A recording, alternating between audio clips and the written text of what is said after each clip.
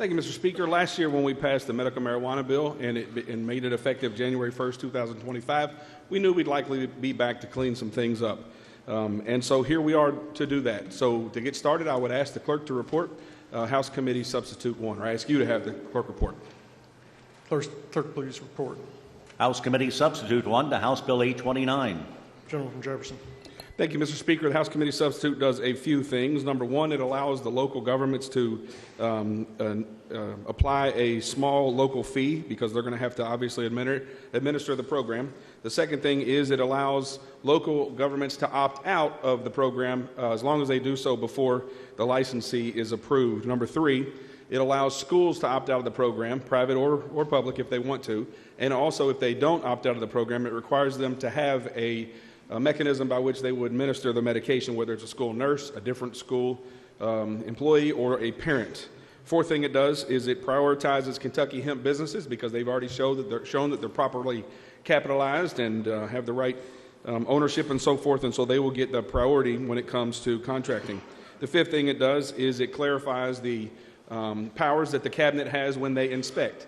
Generally, the powers that ABC would have is the powers that the cabinet would have to go into these businesses to make sure that all the rules are being followed. The sixth thing it does is it removes the provisional licenses. And so what the bill that we passed last year did from the Senate, that was never in the House bill, what it did was it said that once you make an application for a license for medical marijuana, then while the application is pending, then you can go ahead and get product.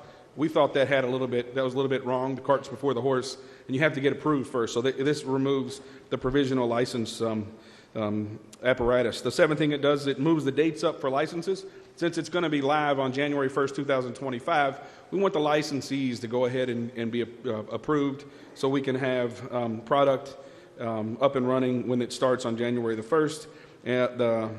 And so the last thing it does is that was a committee substitute. We had a committee amendment that was rolled in, which is in the committee substitute now, brought to us by the gentleman from Greenup that made sure that we had more protections for the individual and insofar as having a pharmacist look over to make sure that there was nothing that would contraindicate. So if they had another prescription that would be problematic, a pharmacist would be able to identify that.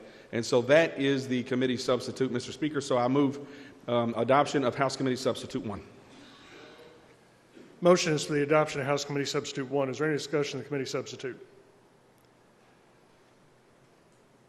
Seeing none, those in favor signify by voting aye. Aye. Those opposed, nay. House Committee Substitute 1 is adopted. Gentleman from Jefferson. Mr. Speaker, I would ask that you ask the clerk to report House Floor Amendment 1. Clerk, please report.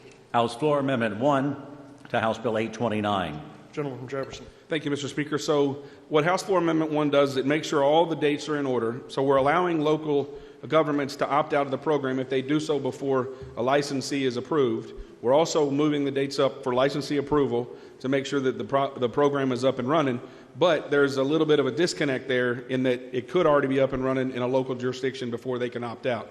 So we're allowing, if there is a licensee that's approved before January 1st, 2025, the cities still have the right to opt out before January 1st, 2025. So it's just a small correction there asked for by the League of Cities. With that, Mr. Speaker, I move adoption of House Floor Amendment 1. Motion is for the adoption of House Floor Amendment 1. Is there any discussion of the floor amendment?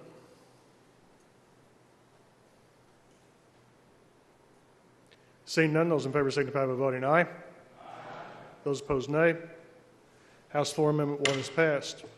Gentleman from Jefferson. Thank you, Mr. Speaker. I move passage of House Bill 829 as amended by House Committee Substitute 1, House Floor Amendment 1.